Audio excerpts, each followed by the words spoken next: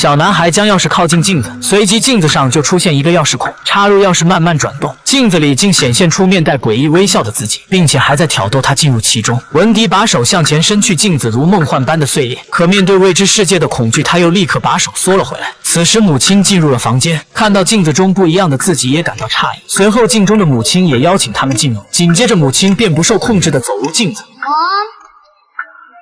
Mom?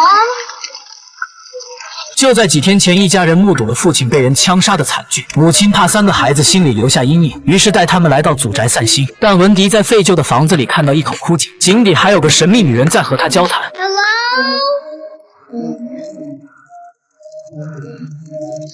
之后女人说，祖宅里隐藏着许多带有奇幻功能的钥匙，只有心地善良的天选之人才能听到她的召唤。见文迪被她的话吸引，便叮嘱他不要把这件事告诉任何人。回到家里，果真听到了钥匙的召唤，声音是从父亲留给姐姐的遗物中传来。通过熊孩子多年拼乐高的手速，很快就取出了隐藏的钥匙，按照女人描述的方法，用钥匙随意打开了一扇门，门后竟然是镇上的冰激凌店。很明显，这是一把可以去任意地点的传送钥匙。文迪马上将传送门的事告诉了姐姐，可对方此时却因为他毁了父亲唯一的遗物而大发雷霆。情绪低落的文迪仿佛又听到了钥匙的召唤，另一把钥匙隐藏在下水管道里。他拿着钥匙去问神秘女人正确的用法，女人告诉他这把钥匙可以让你见到死去的父亲，但这一次他没有让文迪保密，反倒让文迪去通知家人都去见一见他们的父亲。于是文迪就在镜子前使用了钥匙，并看到了诡异的自己。之后就发生了开头的那一幕，母亲进入镜子，丝毫没有察觉到危险在悄悄靠近，镜中一片漆黑，只有无数个自己在向他走来。不知恐惧的母亲准备用手去触碰另一个他，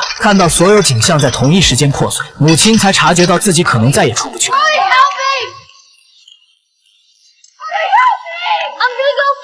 惊慌中，文迪想到了那个神秘的女人，可这一次女人直接出现在文迪的身旁。她答应可以救出他的母亲，但前提是要交出那把可以去任何地方的传送钥匙。现实不容许文迪犹豫，只能答应她。出尔反尔的女人拿到钥匙并没有履行承诺，反倒利用传送门离开了。现在文迪只能用简单粗暴的方式去救母亲。他拿起一大捆麻绳，叫上哥哥泰勒和姐姐杰西。得知母亲困在了镜子里，泰勒不加思索的就要进入，多亏文迪将绳子系在泰勒的腰上。进入镜中，他同样看到了母亲的笑容，于是再一次触发了机关。当看到地上的白骨，他不淡定了，